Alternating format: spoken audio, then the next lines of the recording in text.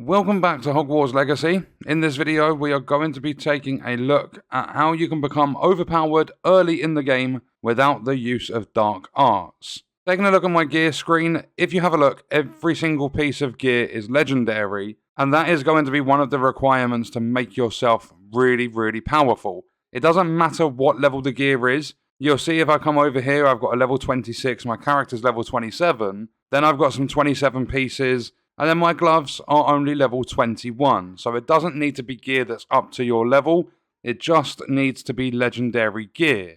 Then what you need to do is make your way to any bandit camp in the game. And there is going to be a small silver chest. And that chest is going to contain a trait. I highly recommend using the save trick for this, because otherwise there's a chance it could take you up until level 40 or something like that, like clearing out every single bandit camp to get your hands on the traits you're going to need. So the main one you want to focus on, we'll go to my collections and have a look. The absolute necessary trait is concentration 3. It significantly increases the damage of all your damage spells. So any spell you've got that deals damage, this is going to significantly boost it. And there is such a thing in Hogwarts Legacy as trait stacking, but we don't just want 6 concentration 3s. What we want to do is decide on a spell that we really like. Mine will be Confringo. And you want to find concentration 3, and then you want to get the level 3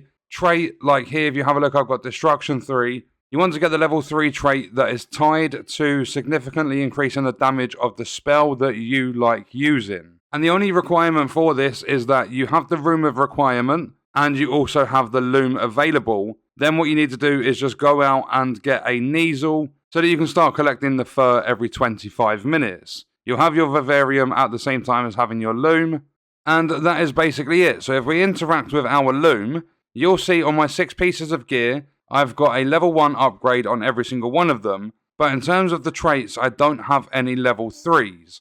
So we are at East North Ford Bog, right at the top right of the map. You'll see it up here.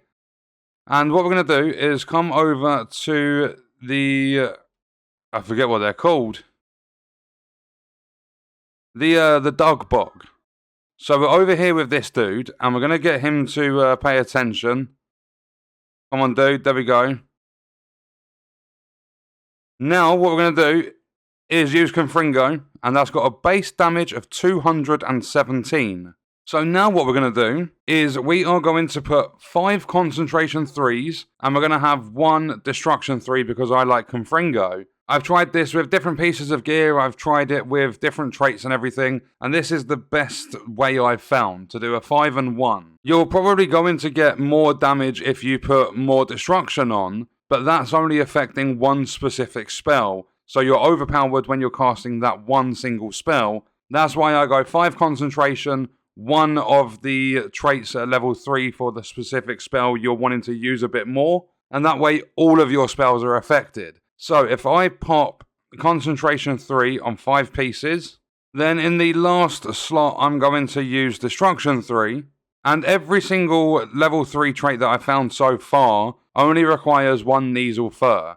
But if we have a look, all the traits on the top level of gear are concentration 3, and then my mask is destruction 3.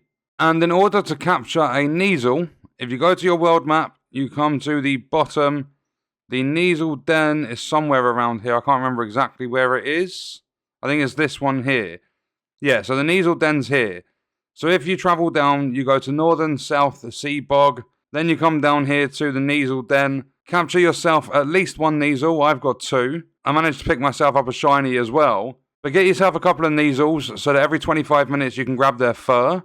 But now we have the concentration on 5 pieces of gear, and then I've got destruction. What we're going to do with that 217 base damage, we're going to go back to the exact same enemy and check it out. So we're up here now, and I believe my basic cast was 19 damage on its own, so we'll see what concentration does to that as well. So that's gone up to 26. But I'm wanting to use Confringo, and that's gone up to 385. It started at 217, it's up to 385. And there we go, nice and easy, taken down that Dog Bog. So it's almost doubled my damage with Confringo, but every single damage spell I use is now going to have a much bigger damage output. As I said, all you need is the Room of Requirement, the Loom, a couple of Neasels, and then you need the level 3 traits with Legendary Gear. Legendary Gear is really abundant. It's not something tough to get your hands on. Just make sure it's in every single slot, because gear that's purple and lower can't have a level 3 trait equipped. So that is how you become overpowered early in Hogwarts Legacy without the use of dark arts. That is also going to wrap up this video. Let me know your thoughts and stuff about Hogwarts Legacy in the comments. And check out this video if you want to see other content on the channel. I will see you in the next one. I hope you guys enjoyed it. Thank you for watching.